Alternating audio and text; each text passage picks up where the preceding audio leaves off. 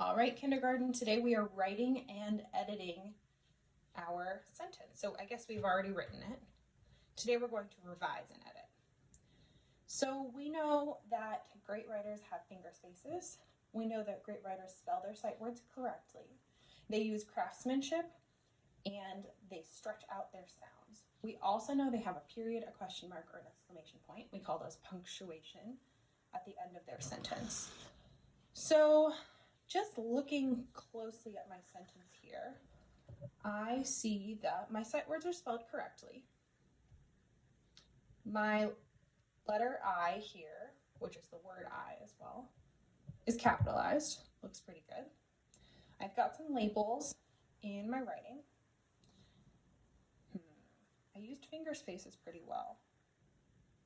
I definitely need something at the end of my sentence. So I could do a period, a question mark, or an exclamation point. Let's think about which one makes sense.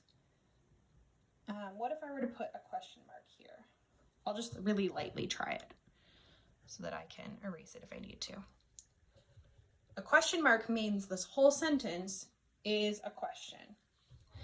Let's read this as if it was a question. I see the pumpkin. Well, it's definitely not a question. Okay.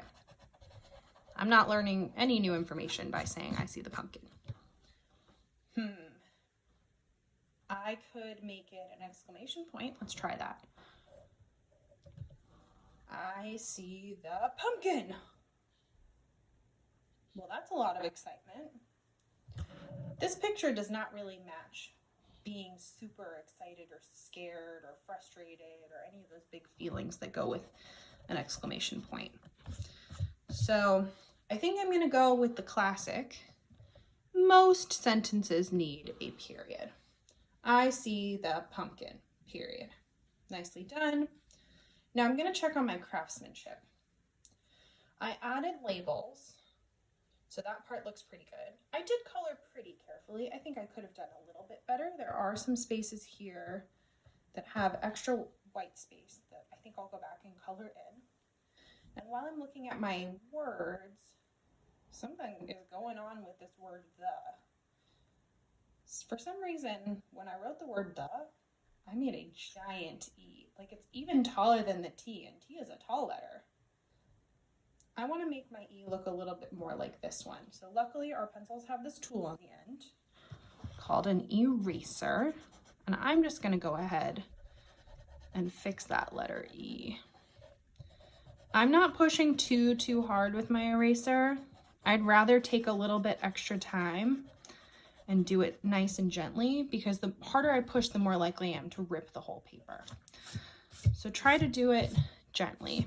An eraser will never completely get rid of pencil, but it does make it lighter. So I'm going to push nice and gently. If you need to erase something, make sure you're pressing nice and gently. And it's okay if you can still kind of see the word behind it. So I'm going to make my E match. And this E, I really like this one that I did. I think I did a really good job. It only takes up one line. So I'm going to make mine take up one line. So for our letter E, we kind of start in between the lines and then we slide right and circle back. So I'm going to do the same here. Start in between the lines, slide right, circle back. I see the pumpkin. That looks much nicer to me. Now, today I am revising and editing. I'm going to choose to add a little bit more. I think I'm still going to keep this being a fairly realistic pumpkin, so I'm not going to do anything that looks silly or fake or like it would only happen in a movie. But if I'm thinking about real pumpkins, I know that they do sometimes have a vine and a leaf, so I'm going to choose a green color. And I'm going to add a leaf. I think I'll add it on this side. Pumpkin leaves are kind of big and wide, and they're shaped sort of like a heart, but they have jagged edges. So I'm going to add a pumpkin leaf over on this side. And I think I'll add the leaf and then I'll go back and add the vine that attaches it because I want to know where to start my leaf.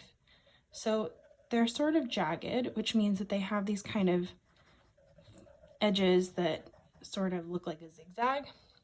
And then I'm going to add the vine that attaches it. And they also have sort of a line down the middle, the same way the pumpkin does. So here's my leaf. I'm going to be nice and careful in my coloring. Leaves tend to be green. Some plants have leaves that are not green, but most plants have green leaves. That's because of a chemical in the leaf called chlorophyll, and that's how plants get their food, is chlorophyll. Isn't that pretty neat?